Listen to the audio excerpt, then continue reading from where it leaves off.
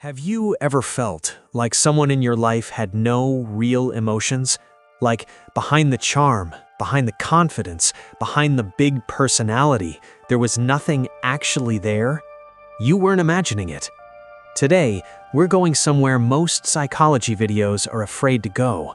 We're going inside the mind of a narcissist, not to explain them, not to excuse them, but so you understand exactly what you're dealing with and why. Because the moment you understand how a narcissist thinks, they lose all power over you. Welcome back to Psyche Mode, where we decode the darkest corners of human psychology. If you've ever been in a relationship, romantic, professional, or family, with a narcissist, you've probably asked yourself the same question. Why? Why do they do this? Do they even know what they're doing? Do they care? By the end of this video, you will have your answer. Let me tell you about someone we'll call Marcus. Marcus was charming, brilliant, the kind of person who walked into a room and owned it. His girlfriend, Sarah, was completely drawn in. But 6 months in, something shifted. Marcus began to criticize her constantly. He took credit for her ideas at work. He made her feel guilty for spending time with friends. And when she confronted him, he turned it around on her every single time.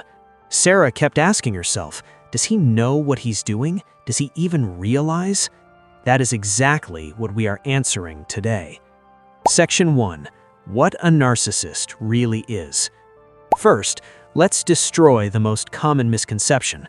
A narcissist is not just someone who posts too many selfies or talks about themselves too much. Narcissistic personality disorder, NPD, is a recognized psychological condition, and at its core, it is built on one thing: a fragile, unstable sense of self.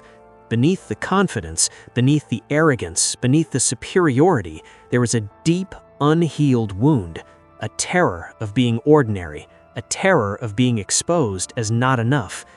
Everything a narcissist does, every behavior, every tactic, every manipulation flows from that one wound. Remember that, because it explains everything we are about to cover. Section 2.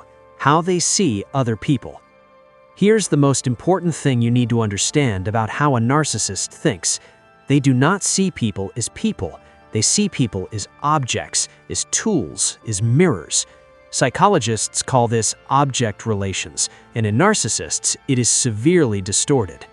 Other people exist in their mind for one purpose: to reflect back how great the narcissist is. You are not a person with your own feelings, your own needs, or your own story. You are a source. You exist to admire them, validate them, and serve them. The moment you stop doing that, you become worthless to them, or worse, a threat. This is why narcissists can discard people who loved them deeply without a second thought. It was never a relationship to them. It was a transaction. Section 3. The Narcissistic Supply.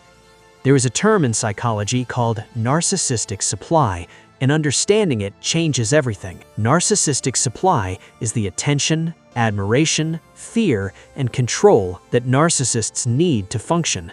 It is, for them, like oxygen, and they are constantly, obsessively seeking it. Positive supply, admiration, praise, being seen as special.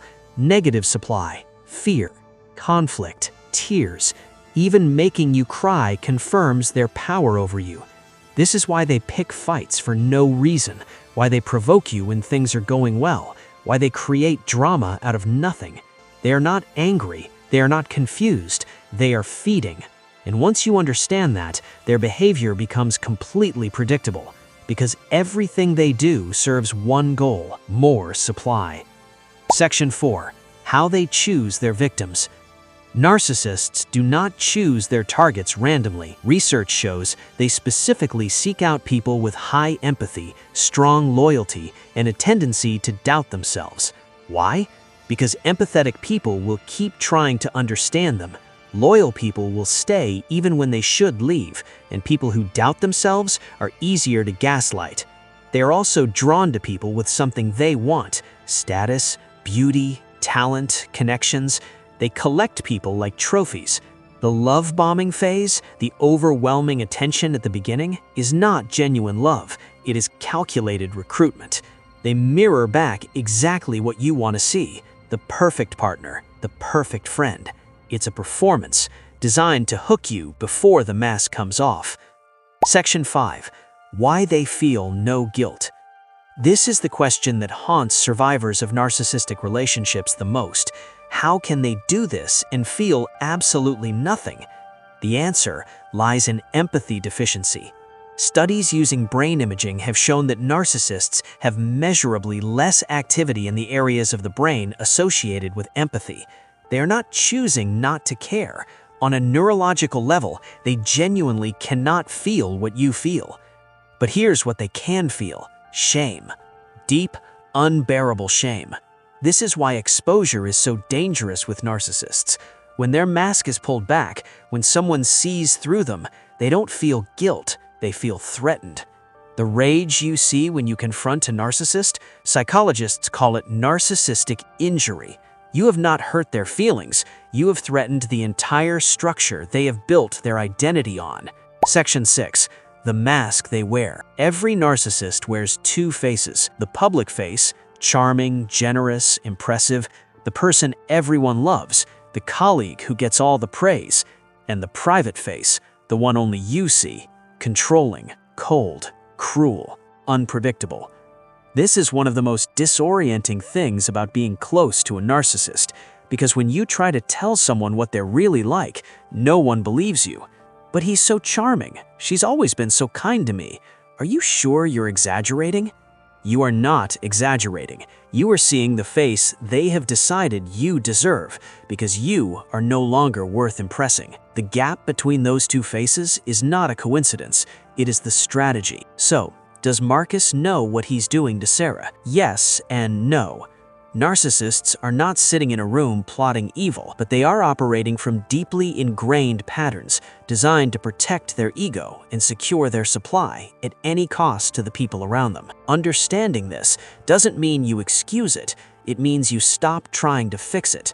You stop trying to explain yourself to someone who has already decided what you are to them. You stop asking why, and you start asking what now. Because nothing that happened was ever about you. You deserved real love, real respect, real connection, and understanding the mind that could not give you that is the first step to making sure you never settle for it again. If this video helped you see something clearly for the first time, share it with someone who needs it. You never know who in your life is still trying to make sense of a relationship that never made sense. Like, subscribe, and hit the bell. See you next week.